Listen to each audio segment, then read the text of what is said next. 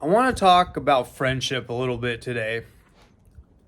Ever since I started putting these videos out, I've been talking to a lot of old friends. A lot of people reached out, obviously. A lot of people thought that I was doing worse than I was. They thought I was either had relapse or on the verge of a relapse. And I thank everybody for reaching out to me. In about 6 months ago, I'd say one of my buddies who I was friends with when I was back in Southern California had reached out and sent me a video of a podcast he was on talking about his drug addiction and his recovery. And I had no idea. He had even had a drug addiction. It was pretty shocking. This guy, I don't even think he'd ever even smoked pot. He was not somebody who experimented with drugs, but sometimes these drugs get those people because it comes from a place of authority, like a doctor. So it happens actually quite a bit. Anyways, and I was a little upset that he didn't reach out to me when he was struggling and he was, in the throes of his addiction. I was like, man, why didn't this guy reach out to me? I felt like I had so much to teach and help people going through addiction because I had just gone through it.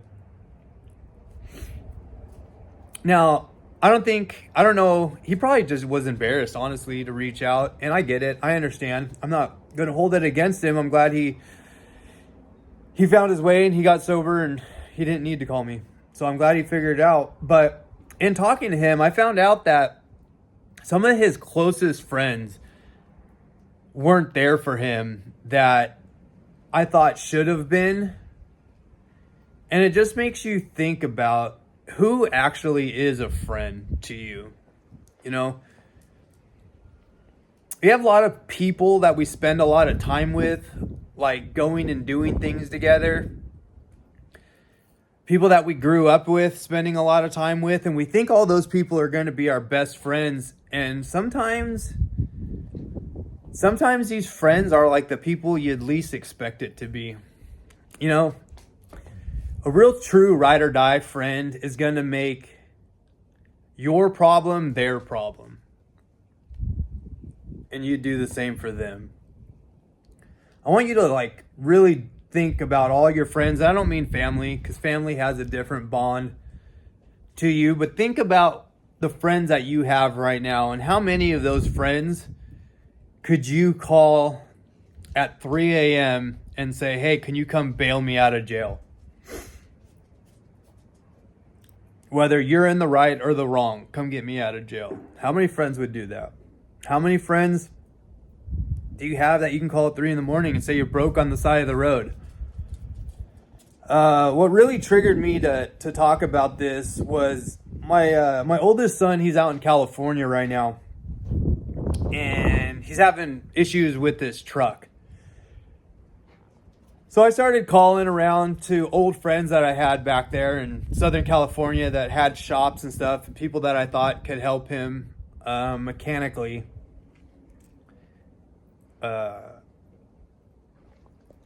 And it was refreshing how many people were willing to help after all these years. One of the guys owned the shop. It's kind of a funny story. He owned the shop next to my shop, and directly behind my shop was a transmission shop. So when my son told me his truck broke down, another one of my friends, the guy that I was telling you about in the beginning of this story that had a drug addiction, I'd reach out to him because he's also a mechanic. I'm just going to say he's a mechanic just because it's easier for the normies. And he was like, yeah, man, tell him to get it over here. The guys next to me, they're a great shop. They'll help him get it figured out, blah, blah, blah, blah. And in the mix of all this, my son had a couple more issues with the truck. He couldn't get it over there, bottom line. And I'd gotten a hold of another friend who owned the shop next to my old shop, who ironically has moved into my old building across from this transmission shop. So we ended up getting his truck over there, and they diagnosed it, and it's a transmission, so they're going to pull it out and everything. And it's good to know you have these friends. You know, originally when his trucks first started having issues, it was throwing a catalytic converter code. And one of the other friends I reached out to, or he reached out to me. I haven't talked to this guy in maybe 3 or 4 years. He's another guy, had a shop a couple doors down from me, a smog shop. And we thought it was a Cadillac converter issue, so we sent him over to an exhaust shop that my buddy, you know, and they helped him out and everything. Come to find out that this guy that had the smog shop is also going through it. He's also been battling a nasty divorce from a couple years ago. And he found himself turning to God. About 2 years ago, he said he started 2 or 3 years ago, he said he started this weekly Bible study group with a group of friends.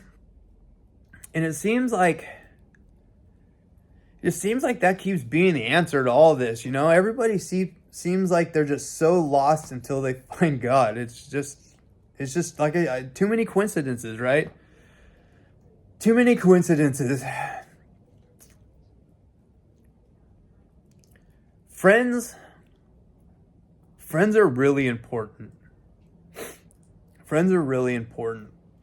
My wife's best friend from high school has been, she's the reason why we moved to Texas. You know, we hadn't talked to them in a couple years. We had another friend whose son, see, these are good friends. This is a story right here. This is a good friend. We had another mutual friend whose son was battling cancer. He was young, really young, like 6, 7 years old, young.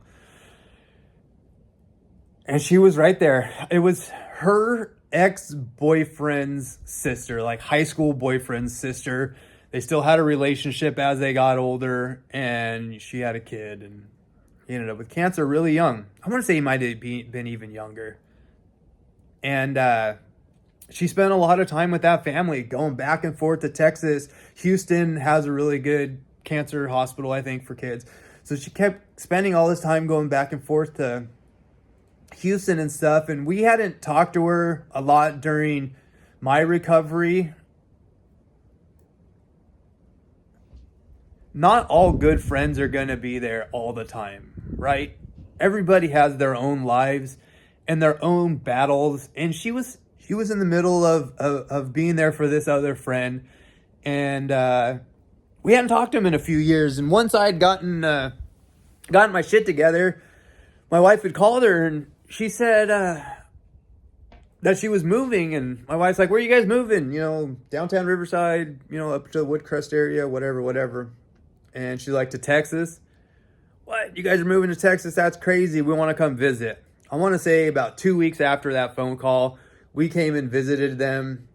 And a year after that visit, we moved to Texas. Those are those friends that, you know, there's some time between you guys, but you go pick up right where you left off. And these friendships need to be cherished. You need to hold these people close. You need to make sure you're there for them when they need you unconditionally, like you would be for a family member. Another good friend of mine, or another good friend that I don't know if he knows this,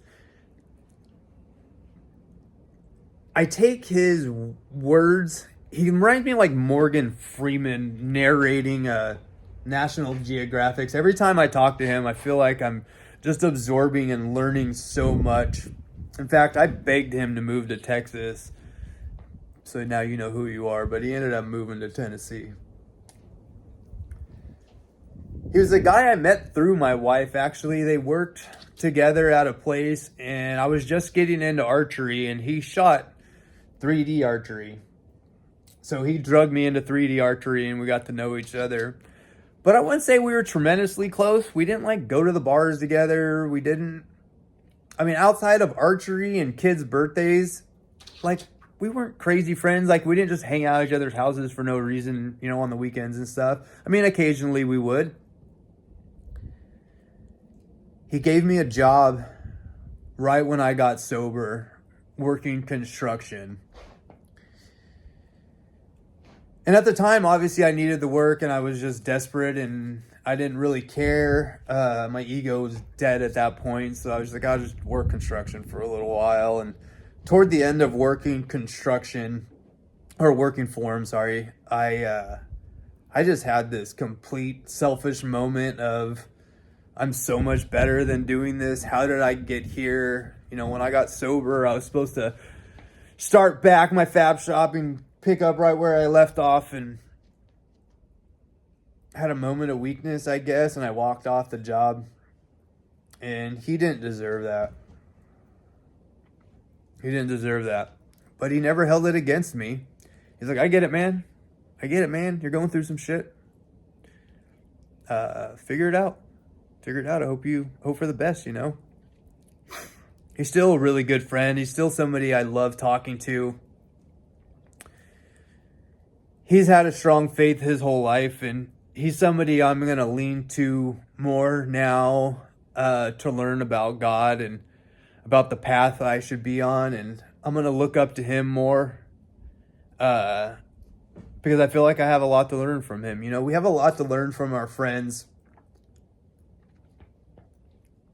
and they have a lot to learn from you. Just don't take your friends for granted. You never know when they're going to need you and you're going to need them. And sometimes that friend that you thought was going to be there isn't. It might be the person you least expect it to be. And if that opportunity presents itself, you need to don't take it lightly. Don't take it lightly.